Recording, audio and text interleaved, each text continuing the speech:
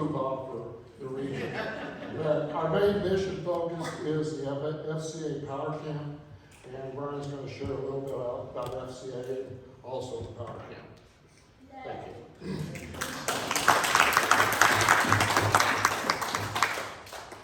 He was one of my students. I'm excited. That's my first grade teacher.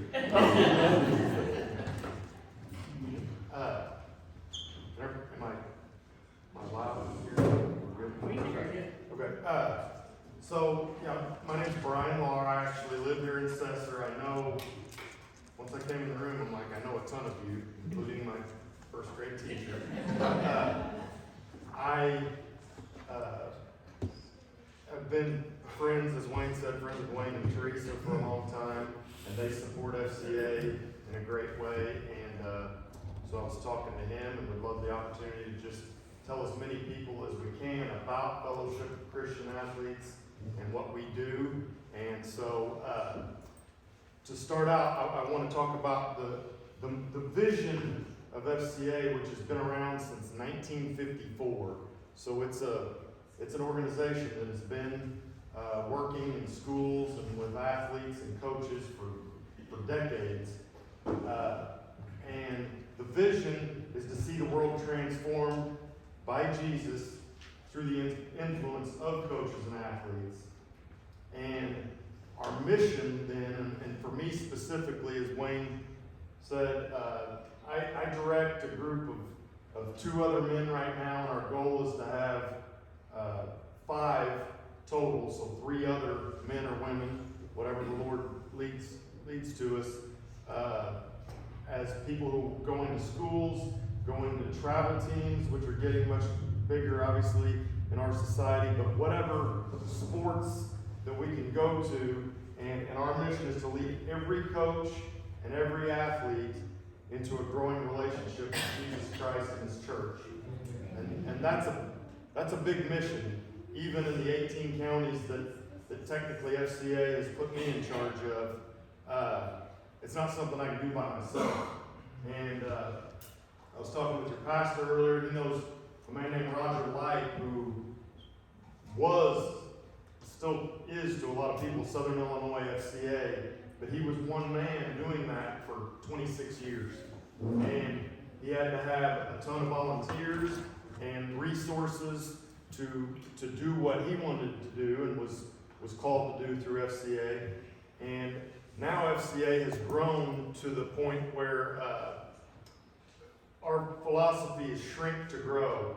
So we want to have each person in a smaller territory. So the 2 men that we currently have on staff, one of them is in charge of Marion County, which is Centralia Salem.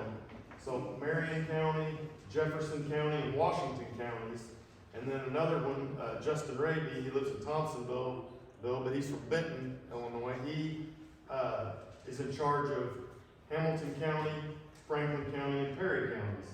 So we want those men, and again, I would love to have a woman on staff too, to help to minister to women coaches, and some of those maybe feel more comfortable in that respect. So it's not necessarily by geography, but we're wanting to cover every school in Southern Illinois. And I've had the opportunity to meet. It was a weird way that I met him. It was actually at a yard sale that I had at my house. And my wife will tell you, I've said this a couple times, but the only thing I do with yard sales is say that I absolutely detest them. I think it's an inefficient way to get rid of junk and to make money. You don't get either one of those done. But not the last yard sale we had, but the one last October, citywide yard sales. We had a lot going on, and Dana said, we're not going to do this. And I said, you know what, I just feel like I'm going to put out some boxes and stuff that we have sitting in the garage, see what happens. And this is how the Lord works sometimes. There was a guy, he's from Marion, Illinois. This past year, he was a full-time substitute teacher there. He played football at Marion for a coach named Kerry Martin, who probably a lot of you haven't heard that name, but one of the most influential, God-fearing coaches in Southern Illinois. Just a great, great man. And so this guy who I met with, Austin Dixon, he was there looking for baseball cards and Legos and something, video games, just stuff he could sell online. And we started talking, and that led to about 3 months later, him deciding to be the area rep for Williamson and Saline counties, which was a huge blessing because as in Williamson County, a lot of big high schools, a lot of junior highs, a lot of coaches. So, just to highlight real quickly, and I know Wayne said he would pull me if this got too long, so I understand we got things to do. We have travel games to go to, you know what I mean, which just shows you, again, sports are important, and sometimes they're put on a pedestal, and trust me, I've played sports, I've coached sports. Ask Jim Delvin, I've been a butthole as a coach sometimes. Can I say that in here? But, like, the influence of a coach can go so much further than their team. It can go into the community, it can go into neighboring communities, and it certainly can go into the houses of these athletes. And so in identifying who our mature Christian coaches are and helping them to live out their faith daily with their teams, and also getting to those coaches who, like myself at times, are not living the way that they should have been. And I can tell you, 10 years ago, we had a character coach at Laur who helped with the basketball team that I helped coach, named Eric Drake. And Eric came in, and mostly he was just around, and he hung out with the kids. But on Saturdays, every Saturday morning, Coach Garner gave them an opportunity to talk to the kids. And that 30, 45 minutes every Saturday really changed the way I viewed a lot of my coaching and probably my daily living, because he was going through, some of you may know Coach Drake, but his daughter still has a brain tumor that now we're going on 10 years here. Yep, and that man influenced me in ways that I hope now I have opportunities to, not only myself, but our staff, our growing staff, and all the volunteers and coaches that we are looking to develop, that if they can make those differences to their teams, and again, as I said, to coaches who maybe are on the wrong path, how can we transform this world? And some of the ways we do that is through huddles at schools. We call them huddles with the sports analogy, but it's small group Bible studies is what we're doing. And Laur has a high school one and a junior high one that we try to do that every week there, but there are around 70 school and team huddles going on in Southern Illinois right now, and our goal would definitely be to be well over 100 of those going on. And some of the big ones that can really make a difference are when a specific team does it, because those men or women or boys or girls, whatever. Yesterday, I have a daughter plays softball for Waltonville, Laur. Not my favorite thing to say Waltonville first. That's not how I do it. But point being, when the players can take some ownership of those things as well and say, Coach, we want to do a Bible study after practice once a week, or this or that. Those are really the things that FCA is looking to get going in a lot of schools too. Mount Vernon High School specifically, met with the AD the other day, I've known him forever. They're going to have at least 6 team huddles next year with their cheerleading team, their cross-country team, track team, football team, which again, think how many athletes that is here. Being in a Bible study every week, that's a big deal. And we are being told over and over in our society now, and then, if you get on these social media things, they'll tell you that you're not allowed to do that. That's untrue. The First Amendment and there was a 1986 act that said Christians have just as much a right to give their message as anyone else. But I will say sometimes it needs to be from the students. And that's how it's, technically, if we want to get into legalities, that's how it's legal. But in Southern Illinois, we have very little problem getting into places. Like it's very welcome, and I've been blessed to see over just in less than the last year how people want this.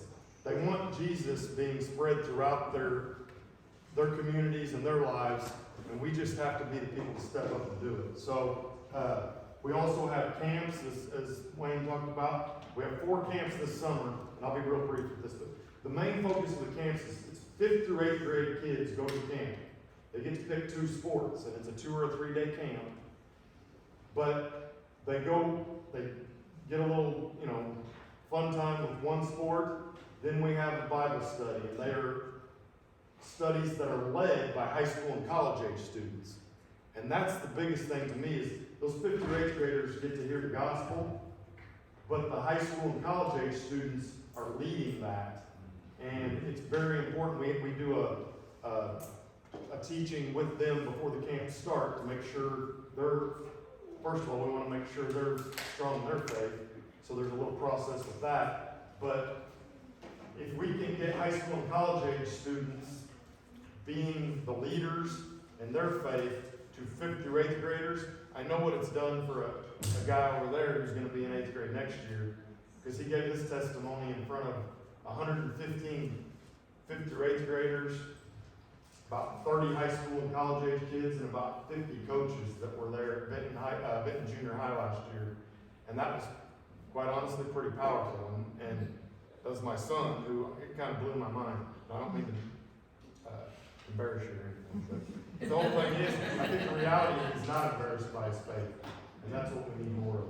So those camps are so influential in that. We have one this year in Massac County, Carbondale, which is a big area that needs to hear the gospel. Benton, and DuQuoin is having one again this year, and they haven't since COVID started. So our goal again would be start one in Marion next year with our new guy coming on staff, to have one in Mount Vernon next year. Talking to the AD the other day, he was on board with that. So again, we need volunteers, we need resources, and I'm going to leave. I have a giving card. This is, again, not my favorite part of talking about FCA. When I came on staff, it's 100% donor funded. So in order for me to start on staff, I had to raise my first year's money. And again, I do get paid for this. It's a full-time job. But also for Bibles and for camps, there's food, there's t-shirts that this church has given to faithfully, and also the SV Ministerial Alliance and so many other churches in our community are basically from that giving is paying for the Power Camp of Benton this year. And that blows me away, but it also helps me to realize just do what God asks you to do, and it'll come or it won't. And if you're doing it right, it'll come. So one of the main ways we do that is by monthly giving. And again, I'm going to leave cards wherever I can over here, but I would love to have the opportunity to talk to any of you. My cell phone is on those cards, or talk to Wayne and Teresa, they get you my number. But I would love to talk more. Again, I guarantee I've gone too long here, but to talk more individually with you about how you can help. You can join what we call our home team, which is giving monthly, whether it's $15 a month or I have people giving $250 a month, is really irrelevant. It's just that consistent giving, then we know that we have that support going. And all our people on staff, there's over 2,500 in the United States who are full-time staff, and just under 500 now internationally. So we're covering a lot of ground, and we want to cover more. So thank you so much.